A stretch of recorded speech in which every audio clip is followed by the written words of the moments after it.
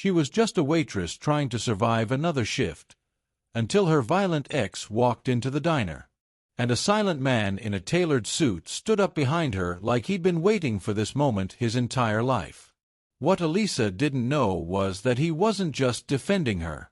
He was the most dangerous man in Chicago, and he had already decided she was his to protect. The morning light crawled through the smeared windows of Rosa's diner, turning the checkered floors into shifting patterns of pale gold and shadow. Alisa's hands trembled again, unsteady, betraying her, fingers tightening around the coffee pot until the ceramic handle dug into her palm. Then the bell above the door chimed, and the world inside the diner seemed to exhale, then hold its breath. Good stood in the doorway. His silhouette filled the frame like a bad memory forcing its way back into the present. Bloodshot eyes, sour breath that reached her even from across the room. The slight twitch in his jaw, the one she knew too well, told her he'd already been drinking. His gaze slid across the diner with slow, ugly familiarity, until it found her. There she is. His voice cracked the silence, scraping across her nerves. Look what we have here. Alisa's stomach dropped. She stepped back instinctively, her grip tightening on the coffee pot until she felt the heat through the ceramic. Her heartbeat drummed so hard she could feel it in her throat. Good moved further into the diner, boots heavy on the old linoleum. You can't hide from me forever, Alisa.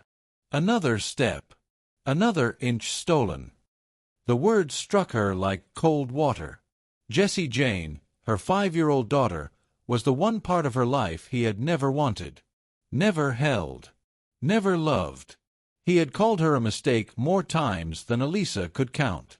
Now he wanted to talk about her. Alisa's breath turned thin. The diner had gone silent. Rosa froze behind the counter, spatula hovering over the grill. A few customers shifted uneasily, feeling the weight of something dangerous settling in the room. And then she felt him, a presence at her back, solid and still. Heat. Quiet strength. A man's shadow stretching over hers.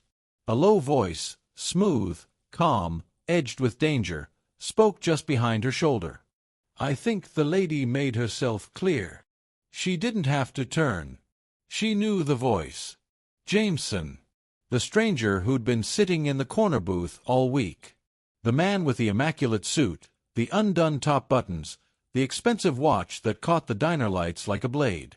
The man whose eyes followed everything, especially her. Good's head whipped toward him. And you are. Jameson didn't blink, didn't shift. He simply stared, expression unreadable. Someone who doesn't tolerate men harassing women, he said quietly. Now step back. There was no raised voice.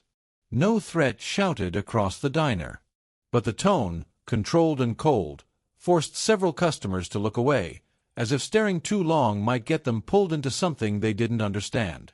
Good scoffed, but the sound wavered. This is between me and Alisa.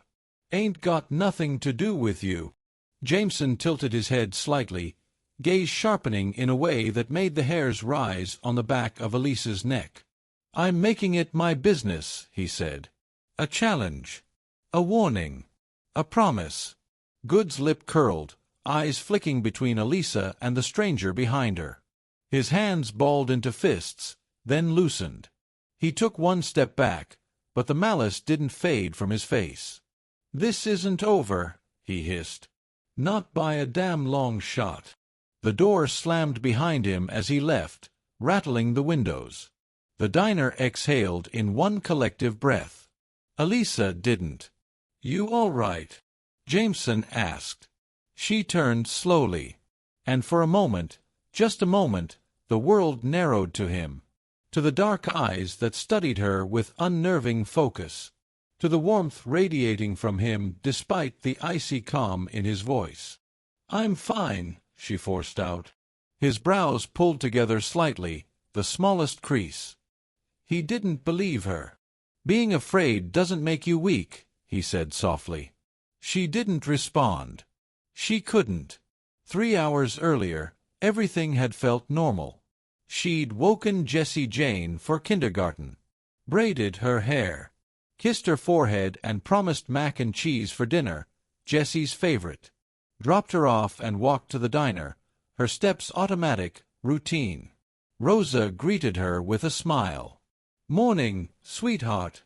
Table 6 wants extra hash browns, and that gentleman in the corner's been nursing his coffee forever." Alisa glanced toward the booth. There he was, in the same charcoal suit, top 4 buttons undone, revealing a sculpted chest and a dark tattoo brushing his collarbone. Even sitting still, he radiated something dangerous. Something magnetic. Something that warned her to stay away, and made her want to look anyway. She had walked toward him with the coffee pot, rehearsing a polite smile. But then he looked up, and his eyes held her. "More coffee?" she'd asked, amazed her voice worked. "Please." His low voice carried a faint accent she couldn't place. Then, and maybe a recommendation. "I'm not from around here." Small talk. Ordinary questions. Yet somehow, when he spoke, the space between them felt charged. "The pancakes are good," she'd murmured. "Or the breakfast burrito if you want something heavier." "I'll trust your judgment," he'd said with a half-smile. "Surprise me." She'd felt his eyes on her as she walked away. Not predatory. More like he was studying her, protecting something he didn't yet have a right to protect. And now, hours later, he had stepped behind her like a shield. She looked at him now in the aftermath of Good's threat. Jameson's jaw was set, his gaze still on the door where Good had disappeared. And for the first time, Alisa wondered who exactly the man in the corner booth really was, and why he seemed to care so much. Alisa didn't remember walking home after her shift. She only remembered holding Jessie Jane a little too tightly when she picked her up from school, the way her daughter's small arms wrapped around her neck as if she sensed the tremor in her mother's breath. By the time the city went quiet, and Jessie Jane fell asleep in the single bed they shared, exhaustion dragged Alisa under. For a while. Because at 2:47 a.m., her phone began to vibrate on the nightstand. Not ringing. Buzzing, sharp, insistent, slicing through the silence like a warning. Alisa jolted upright, heart hammering before her eyes were even open. Her past had trained her well. Any sound at night meant danger. She grabbed the phone. An unknown number flashed on the screen. Her breath caught. She swallowed hard and whispered, "Hello." A familiar, low voice answered. "Alisa." "It's Jameson." Her pulse spiked. "Jameson," she breathed, glancing at Jessie Jane sleeping beside her. How did you get my number?"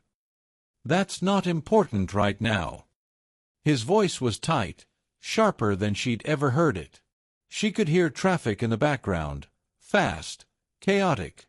"Are you and Jessie Jane safe?" Her blood iced over. Why wouldn't we be? What happened?" A pause. Then, "Good was released from county lockup 3 hours ago. Drunk and disorderly charges dropped. He's been asking about you." Alisa felt the world narrow to a single point. He was arrested. I didn't know." "He's angry," Jameson cut in, "and unstable. Several people have seen him wandering your neighborhood, demanding to know where you live now." Alisa pressed a shaking hand to her forehead. "How do you know this?" she whispered. Silence hummed over the line. When Jameson finally spoke, his voice was low, almost reluctant. "I make it my business to know anything that might threaten people I care about." Her breath caught again, but not from fear this time. "I'm sending Marco to pick you up," Jameson continued. "Pack a bag for you and Jessie Jane. You'll stay somewhere safe tonight." "No," the word escaped before she could soften it. "I don't even know who you really are. Today at the diner, those men called you something. They called you boss." Her voice tightened. I'm not trading one dangerous man for another. A long silence, the kind that stretched like a wire between them. When he finally spoke again, his voice was measured, controlled. "You're right to be cautious," he said. "But Alisa, Good isn't just drunk. He's fixated on you. I heard him tell people you stole his daughter. That he's going to make you pay." A tremor ripped through her.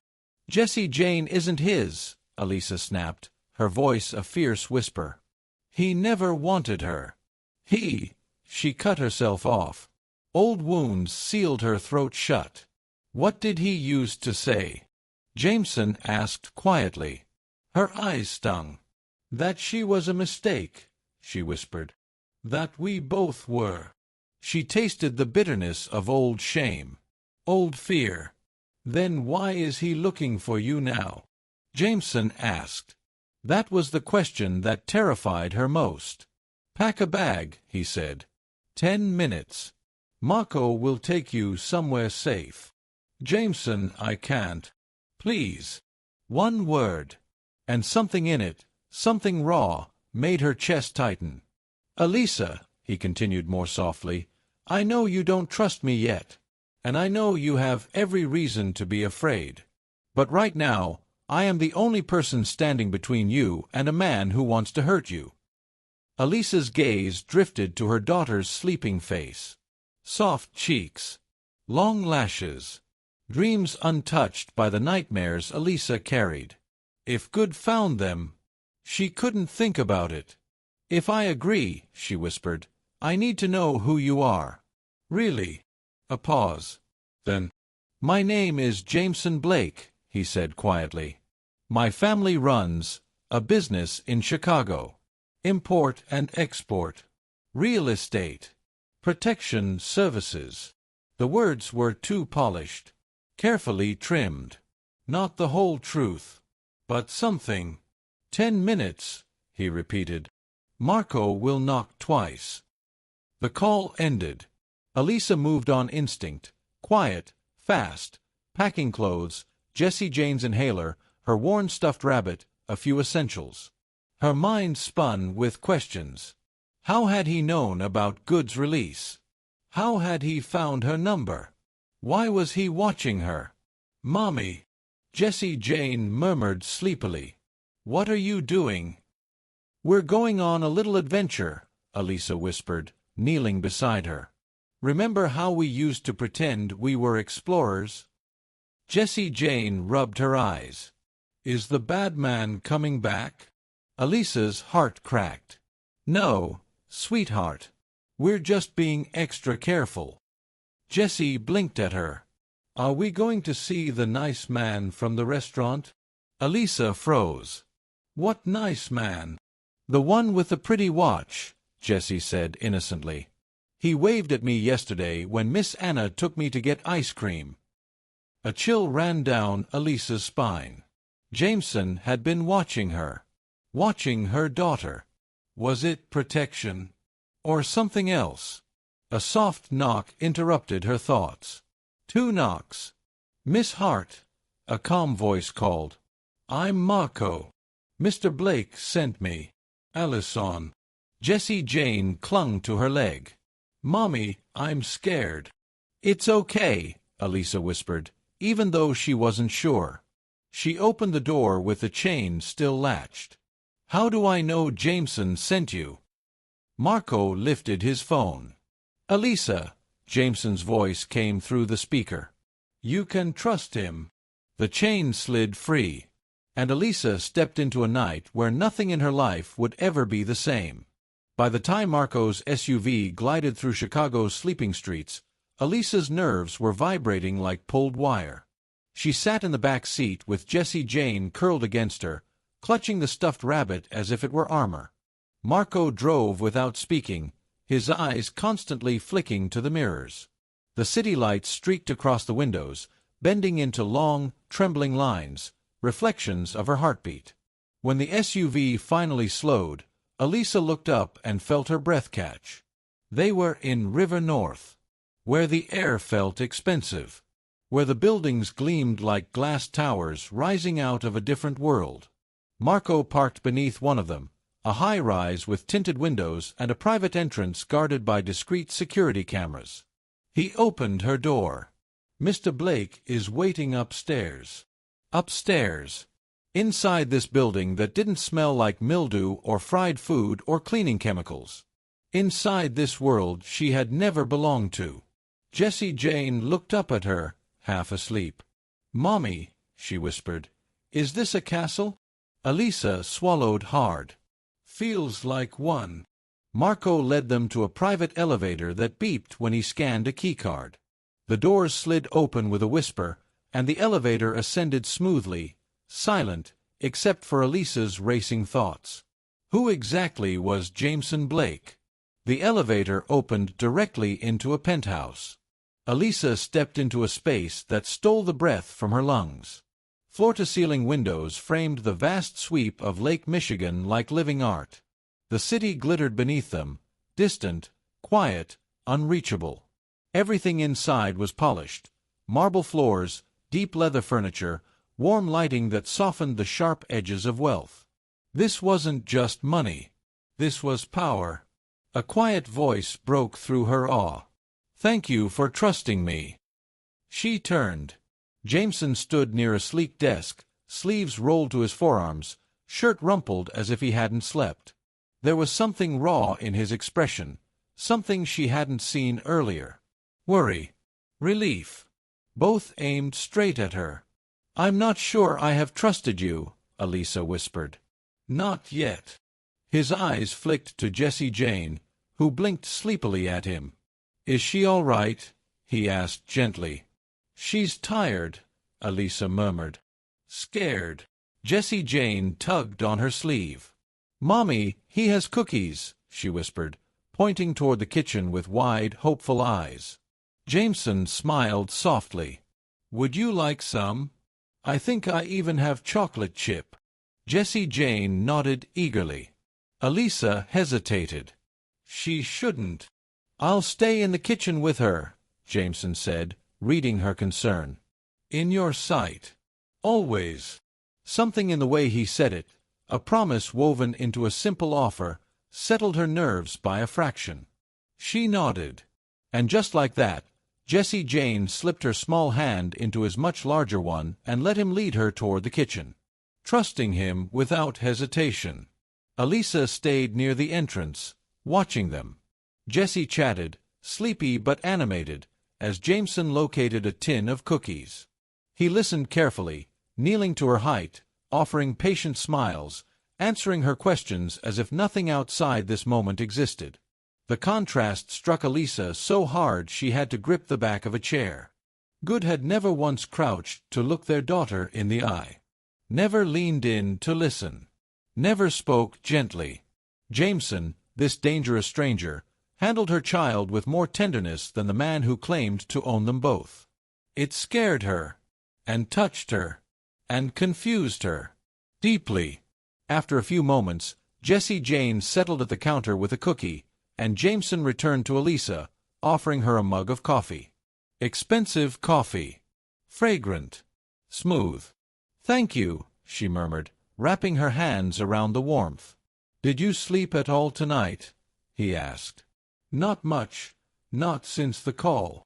He nodded, jaw tight. Good should never have been let out. Alisa swallowed.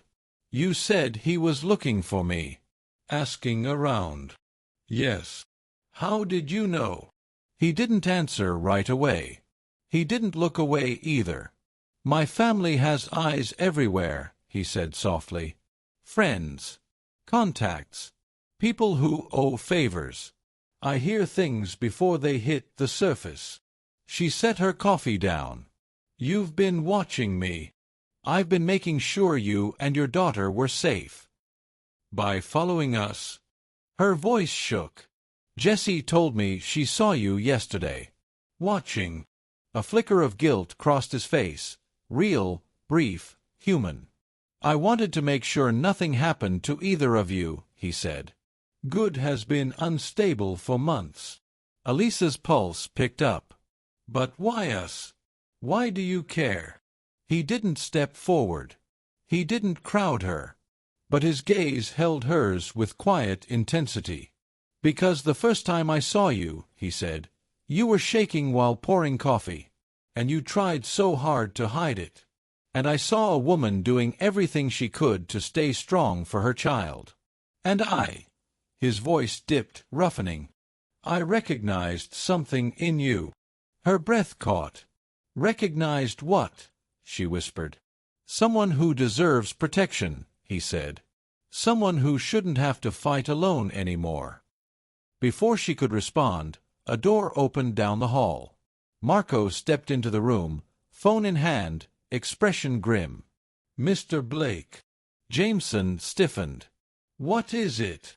Marco hesitated, glancing at Alisa before lowering his voice. Good was seen 2 blocks from her apartment 20 minutes ago. Alisa's knees went weak. Jameson's eyes darkened, transforming into something far more dangerous than fear. Then we move fast, he said quietly. Because this isn't just coincidence anymore. He turned back to Alisa. It's a hunt, he said. And he's getting closer. 3 days passed inside Jameson's penthouse. 3 days of uneasy safety, of watching Jessie Jane giggle on marble floors and eat pancakes shaped like butterflies, of pretending the world below couldn't touch them. Alisa knew better. Danger didn't disappear. It circled, waited, tracked. And on a gray Thursday afternoon, it finally found them. She had just picked up Jessie Jane from school. Her daughter was animated, swinging her small backpack and talking about coloring time. They were steps away from the building's entrance when Alisa froze. Good stood across the street, leaning against a black sedan, arms crossed, cold smile carved into his face. A smile that promised he had finally found her. Her first instinct was to run. Her second was to shield her daughter. "Mommy," Jessie whispered. "Why did you stop?" Alisa forced a smile that felt wrong on her skin. "Just looking, sweetheart. Hold my hand, okay?" Jessie obeyed instantly. They turned toward the building entrance, but Good pushed off his car and strode toward them. "Alisa," he called across the busy street. "Don't you dare run from me." His voice cut through traffic, through pedestrians, through Alisa's spine. Jessie clutched her tighter. "Mommy." "It's okay," Alisa breathed. "Just hold on." But Good was fast. Mean fast. The kind of speed fueled by obsession. He caught up just as Alisa reached for the security door. "That's no way to greet your baby daddy," Good sneered, grabbing her arm. His grip tightened instantly, cruel, bruising. "You've been avoiding me. That hurts my feelings." "Let go of me," she said through clenched teeth. "You're scaring Jessie." Jessie whimpered. "Mommy, I'm scared."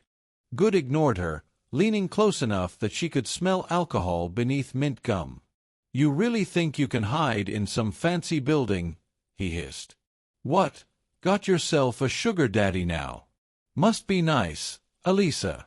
Must be real nice." The humiliation hit her like a slap. People on the sidewalk started staring. Good grinned. "Tell me, what's he paying you with? Money? Protection? Or something else?" Before she could speak, a voice slid through the air like a blade. "I suggest you remove your hand from the lady." Alisa turned. Jameson stood behind them, dressed in a charcoal suit that caught the gray afternoon light. His expression was calm. Too calm. The kind that came before a storm. Good laughed.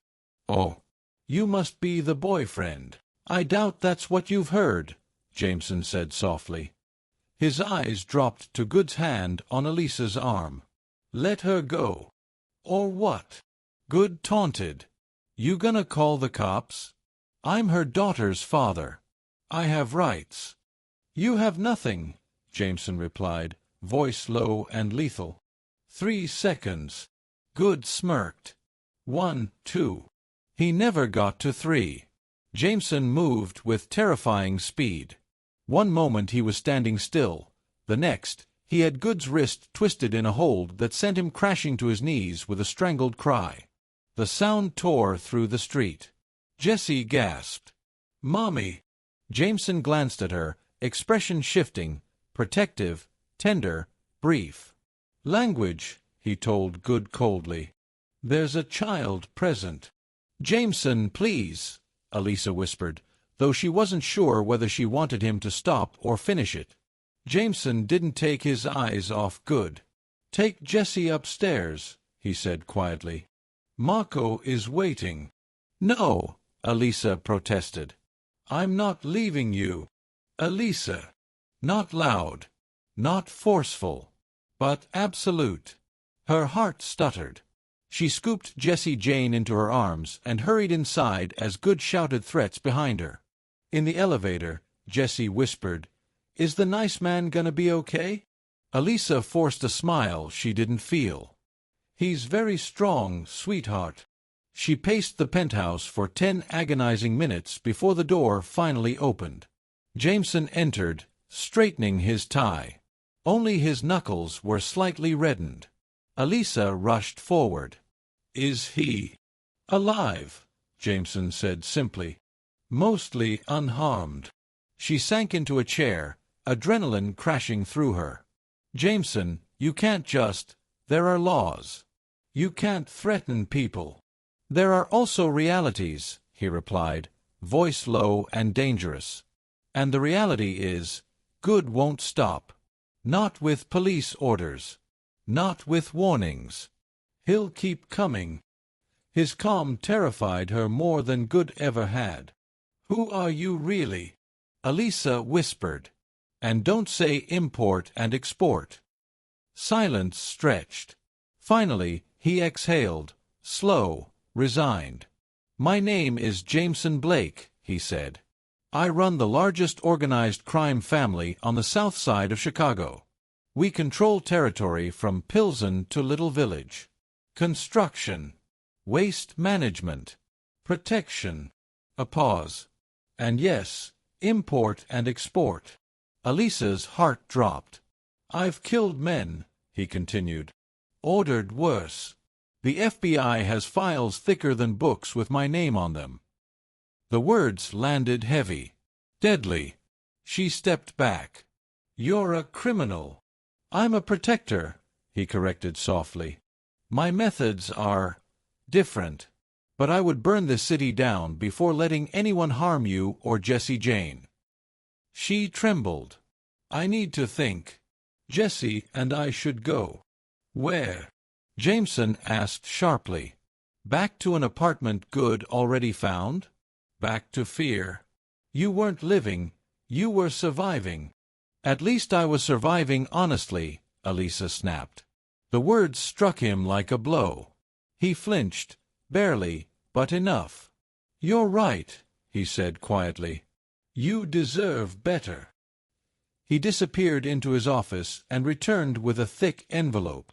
$50,000. Enough to start fresh anywhere. "Mako will drive you." "You're paying me to leave." "I'm giving you the choice," he murmured. "Stay, and accept everything I am. Or take the money and disappear." Her breath shook. "And if I stay?" His eyes softened, a rare, fragile thing. "Then you stay knowing I love you," he said quietly. "Knowing I'd die for you. Knowing I'd kill for you." The word love hovered between them like fire and ice. Alisa couldn't breathe. She didn't know what terrified her more, the man he was, or the part of her that wanted him anyway. The dawn broke with a quiet that felt wrong. Alisa blinked awake, momentarily disoriented by the silk curtains and soft sheets of the guest room. Jessie Jane breathed peacefully beside her, tiny fingers curled around the rabbit she never slept without. For a heartbeat, everything was still. Then, crash. Shattering glass. Shouts in a language she didn't recognize. Heavy boots thundering across marble. Alisa jolted upright. "Mommy!" Jessie whispered, disoriented. "Shoo!" Alisa lifted her instantly. "We're playing the hiding game, remember?" Her voice shook. Jessie didn't notice. She ran. The penthouse shook with impact, furniture overturning, men yelling commands. Alisa's pulse roared in her ears as she reached the walk-in closet Jameson had shown her on the first night. "A safe room in disguise," he'd said. "If anything ever happens, go here. Press the panic button behind the shoe rack. Don't hesitate." She locked the door and pressed the button. A faint alarm chirped. Then, gunfire. Real. Close. Violent. Jessie Jane buried her face into her mother's neck, trembling. Alisa held her tighter, fighting the scream rising in her throat. Mommy," Jessie whimpered. "Is the bad man here?"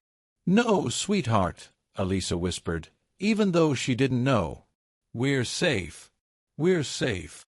A deep voice outside the closet door growled in a thick accent. "Search everywhere. Castillo's woman and the child must be here." Alisa's blood froze. Evie Elfie. Jameson had mentioned him.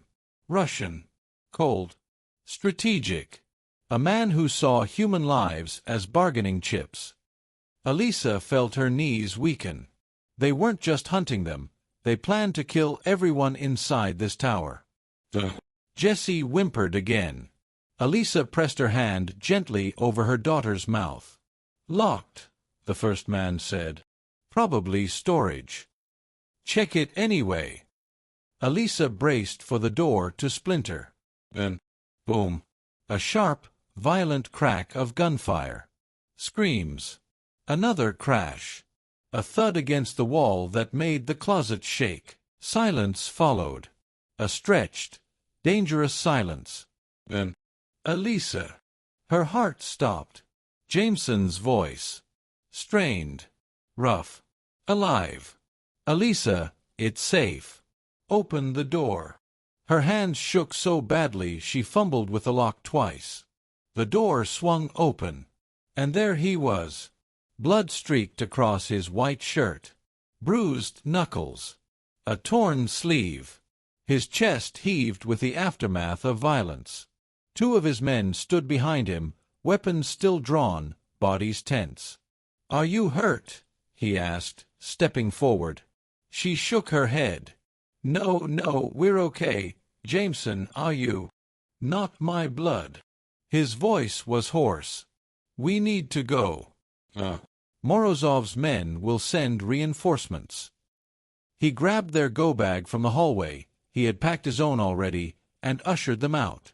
Marco was waiting at the elevator, gun in hand, jaw clenched. The building's fire alarms wailed as they descended, lights flashing red. Jessie clung to Jameson as he lifted her, tiny arms wrapped around his neck. "Jameson," she whispered, "are you a superhero?" His breath hitched. "No, sweetheart," he murmured. "I'm not a hero. But you saved us." He kissed her hair. Sometimes, bad men have to fight other bad men to protect the good ones. Alisa saw the ache in his eyes. He believed that. Every word of it. They drove through the waking city in tense, suffocating silence until Marco pulled into a nondescript alley behind a dim-sum restaurant in Chinatown. The safe house looked like nothing, a faded door, peeling paint, narrow stairs. Inside, it smelled of tea and old wood. But the locks were reinforced, the windows thick, the walls scarred with past gunfire. Jameson sank into a chair, finally letting exhaustion show. "This is my fault," he said quietly. "I should have known Morozov would escalate. I should have." "You didn't get us hurt," Alisa cut in. "You saved us. But I put you in the line of fire." His jaw clenched. "You and Jessie Jane almost died because of me." Alisa sat across from him, heart pounding with something deeper than fear. "So let's leave," she said softly. "All of us." He looked up, startled. "Walk away from this life," she whispered. "From the violence. The enemies. Everything. Start over with us. You said I deserved better. Jameson, so do you? He stared at her, really stared, like he was seeing something he'd never dared imagine. I have responsibilities, he murmured. To who? Alisa pressed. To men who would bury you the second you show weakness? To a world that nearly got your daughter killed today. He flinched. She's not my daughter, he whispered. Alisa leaned forward, voice fierce. She thinks you hung the moon. She thinks you're a superhero. And when she's scared, she calls your name. If that's not a father, Jameson, then tell me what is. Jessie peeked from the doorway, rubbing her eyes. Are we going on another adventure? She asked. Jameson swallowed hard. Alisa held her breath. Jessie climbed onto his lap without fear. As long as Jameson comes too, she said, 'cause he makes the best pancakes. Jameson's lips parted. No words. Just emotion. Raw. Shaking. He wrapped his arms around her. Tears glimmered in his eyes. I love you, he whispered into her hair. Both of you. Alisa felt her chest ache. We love you too, she breathed. That was the moment everything changed. 3 hours later, they were in the air on a private plane, Chicago shrinking behind them as the sky pulled them toward something new. Costa Rica. A place with no enemies. No shadows. No hunting. For the first time in years, Alisa felt hope settle into her bones like sunlight. Jameson took her hand as the lights of Chicago disappeared. No regrets, she whispered. Only one, he said softly. That I didn't choose you sooner. Jessie Jane fell asleep across their laps. Jameson kissed Alisa's forehead. And for the first time in their lives, all three of them were safe.